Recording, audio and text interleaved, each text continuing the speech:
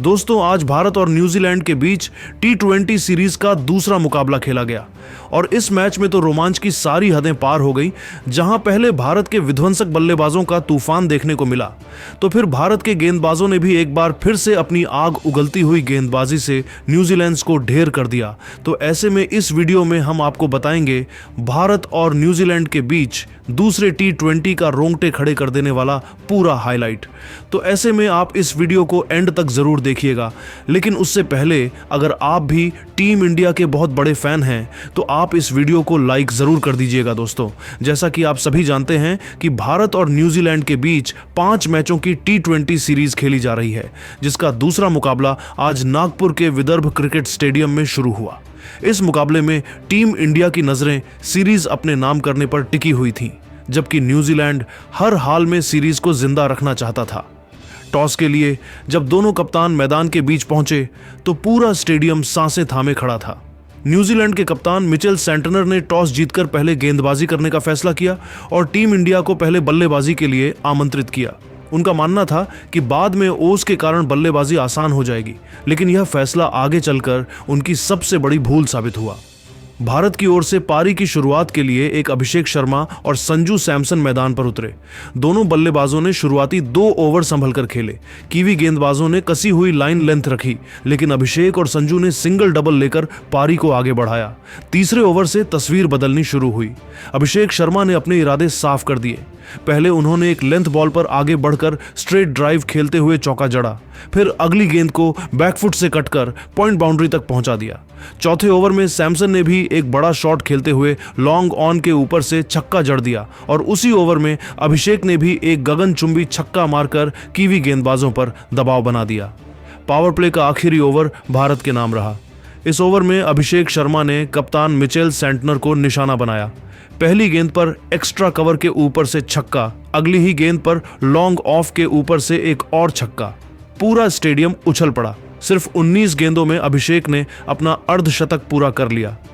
Power play की समाप्ति तक भारत ने बिना कोई विकेट गंवाए 78 रन बना लिए थे और यह साफ दिख रहा था कि यह साझेदारी भारत को बहुत बड़े स्कोर की ओर ले जाने वाली है। हालांकि 7वें ओवर में न्यूजीलैंड को पहली सफलता मिली।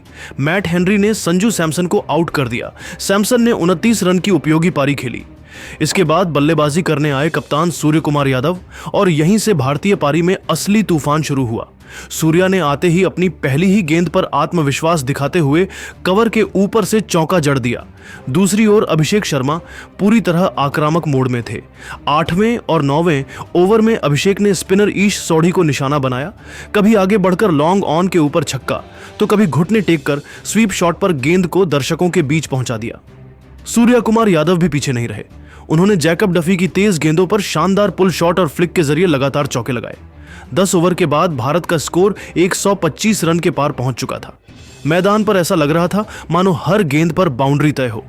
12वें ओवर में सूर्या ने काइल जेमिसन के ओवर में 2 चौके और एक छक्का जड़कर रणगति को और तेज कर दिया।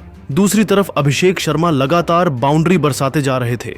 उनकी टाइमिंग इतनी सटीक थी कि गेंद बल्ले से लगते ही बाउंड्री की ओर उड़ती नजर आ रही थी।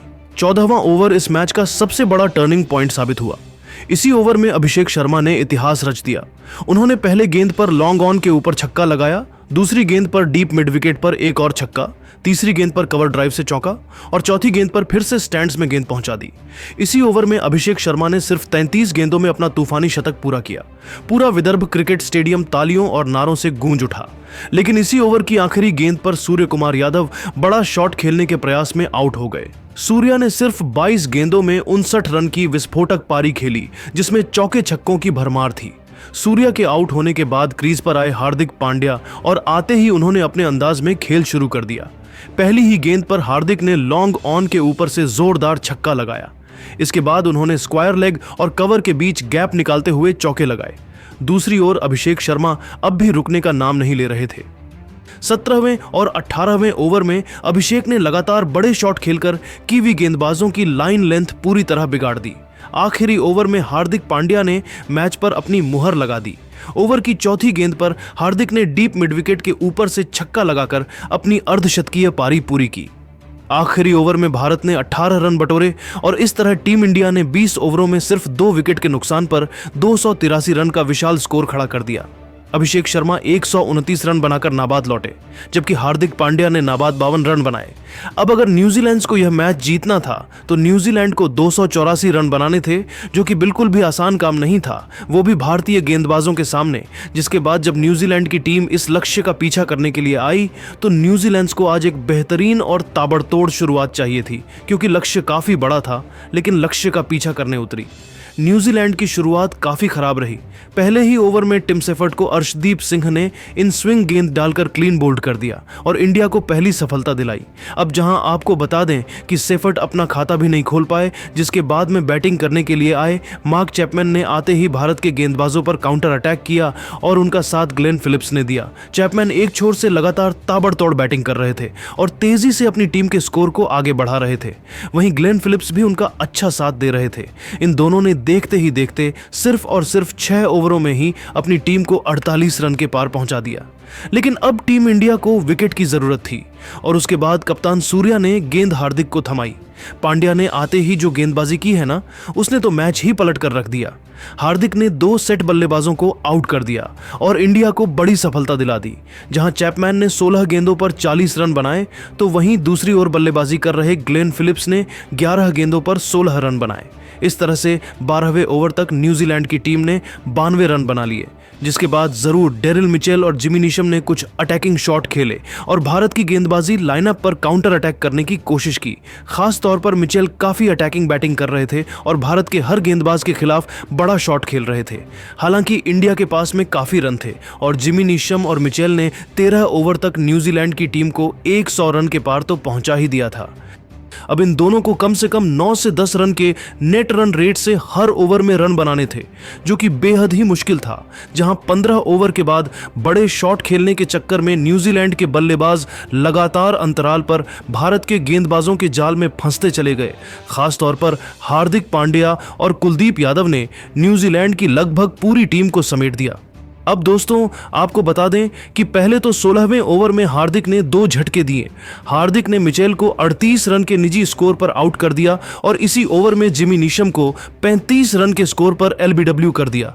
जिसके बाद 18वें ओवर में कुलदीप ने 2 झटके और न्यूजीलैंड को दे दिए, जहां पर आपको बता दें कि कुलदीप ने मिचेल सेंटनर और ब्रेसवेल को आउट किया।